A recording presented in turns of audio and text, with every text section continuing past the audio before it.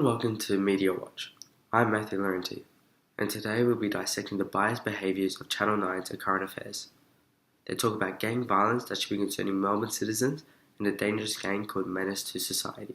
The video starts with the presenter introducing the Menace to Society gang with a static video and a shadowed lineup of people in the background. The use of the colour red and bold font of the word threat emphasises the dangerous nature of the gang.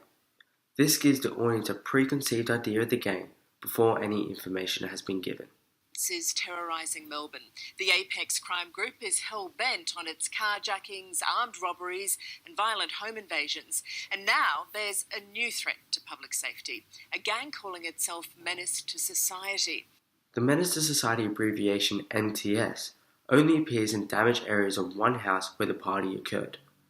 The use of labels paired with a quick jump cut to the gang convinces the audience to believe that MTS is in their face and a prominent threat. This is shown through other horror films. The fact that A Current Affair uses Malcolm Turnbull of the Liberal government as their speaker shows that they are very in favour of the Liberal government. The biased demeanour of A Current Affair, showing that they want the Liberal government in Parliament, is shown by the way they put Malcolm Turnbull in the spotlight, as if he's looking out for Australian citizens. We are very concerned at the growing gang violence and lawlessness in Victoria, in particular in Melbourne. A Current Affair uses a strategy of generalisation when selecting footage of the dilapidated, vandalised amphitheatre, which contains no concrete evidence of the MTS affiliated signs is used in association with their gang to assist with the biased nature of the segment. Last week, a community centre in Tarneet in Melbourne's west was destroyed by the gang, with teenagers smashing walls and windows. The oversimplification of only using one scene of the gang actually doing any violence and the police marching along the road Like these, sadly, are becoming all too familiar in suburbia.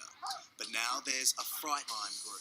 Well, what we know is members were likely involved in this recent rampage through whereabouts does not show enough evidence for us to believe that MTS is actually bad enough for Victorians to be alarmed. The tone and word choice of John Pesutto persuades the audience to believe that Melbourne is in a state of anarchy in comparison to the Victorian Police Minister, Lisa Neville, who is trying to avoid panicking and exaggeration and does not believe that the MTS gang is dangerous or that Victorians should be too alarmed. As if Apex wasn't bad enough in the other gangs, now we have Menace to Society, which seems to be even more brazen and even more violent. Victoria Police Minister Lisa Neville. No, there's no intelligence to suggest that there is such a gang. They've written that down. I think they would like to be a gang. I think they're wannabes, and I don't want to give them any notoriety about this. The animation of supposed ambush on police is complete speculation, as there is no evidence that the MTS gang are responsible. The ambushing refers to the movie Black Hawk, where police is trapped into a corner and war breaks loose afterwards. This makes the audience subconsciously think about the dangerous ruins of the movie. As the vehicle approached a laneway, a group of up to 40 African youths surrounded the car. Racial profiling of African youths assumes that the rebellious teenagers that do not pay for housing and parents let them do whatever they want from an immigrant country are running this alarming gang. Stereotypical thoughts of young black community comes into the mind when we hear about this terrible incident. Again, the reference to a movie. Menace to Society brings to mind the dangerous nature of the film, making the audience believe that the gang is alike the movie or even worse. The segment never actually shows any evidence of the gang calling themselves Menace to Society. It only zooms on the abbreviation of MTS.